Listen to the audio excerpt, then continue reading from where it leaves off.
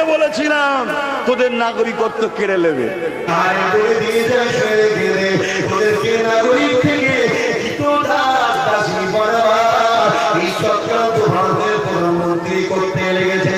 আজকে ঘটছে।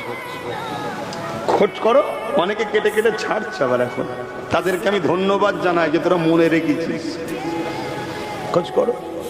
আমি 8 বছর আগে বলেছিলাম যে মসজিদ, মাদ্রাসা, কবরস্থান সব চলে যাচ্ছে, দখল হয়ে যাচ্ছে, ঢুকতে পারবি না। আজকে কি হচ্ছে বলো?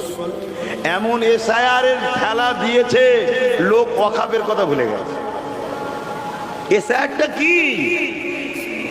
চাকরির আন্দোলনকে রুখে দাও, ওয়াকফের আন্দোলনকে রুখে দাও, ওবিসির আন্দোলনকে রুখে দাও, বেকারত্বের আন্দোলনকে রুখে দাও, দিনের যত জমি কি বলে নিত্য প্রয়োজনীয় জিনিসের দাম বাড়ছে তার আন্দোলনকে ভুলিয়ে দাও, সব ভুলিয়ে দাও, দিয়ে একটাই কাজে সব কাগজ